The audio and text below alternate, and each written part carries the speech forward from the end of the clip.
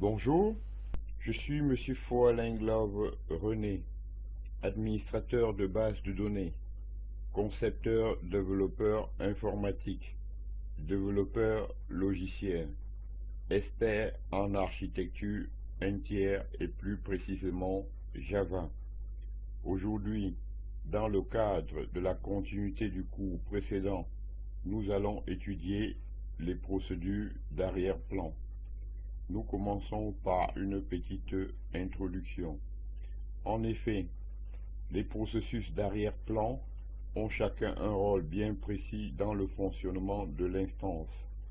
La plupart des processus d'arrière-plan sont lancés au démarrage de l'instance et arrêtés lors de l'arrêt de l'instance.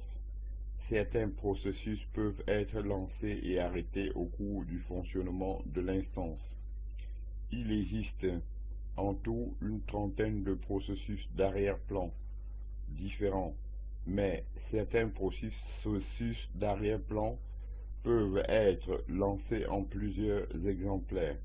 Chaque processus d'arrière-plan a un nom de 4 caractères, éventuellement de la forme A, B, C, petit n étant un numéro ou une lettre variable pour les processus multiples.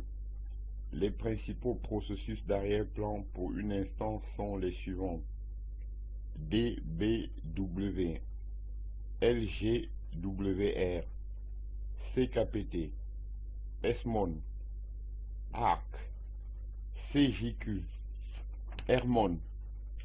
Voilà, j'en ai terminé avec cette introduction sur les processus d'arrière-plan.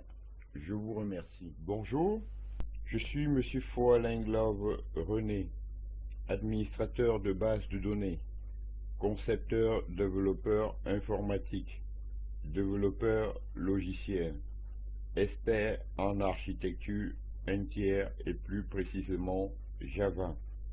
Aujourd'hui, dans le cadre de la continuité du cours précédent, nous allons étudier les procédures d'arrière-plan. Nous commençons par une petite introduction.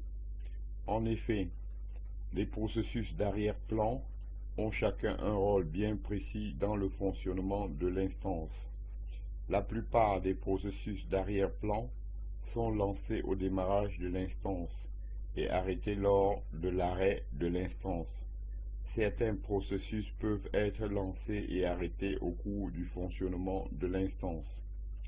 Il existe en tout une trentaine de processus d'arrière-plan différents, mais certains processus d'arrière-plan peuvent être lancés en plusieurs exemplaires. Chaque processus d'arrière-plan a un nom de 4 caractères, éventuellement de la forme A, B, C, petit n étant un numéro ou une lettre variable pour les processus multiples. Les principaux processus d'arrière-plan pour une instance sont les suivants: DBW, LGWR, CKPT, SMON, ARC, CJQ, RMON. Voilà, j'en ai terminé avec cette introduction sur les processus d'arrière-plan. Je vous remercie. Bonjour, je suis Monsieur Foalain-Glave René, administrateur de base de données, concepteur, développeur informatique, développeur logiciel, expert en architecture entière et plus précisément Java. Aujourd'hui, dans le cadre de la continuité du cours précédent, nous allons étudier les procédures d'arrière-plan. Nous commençons par une petite introduction.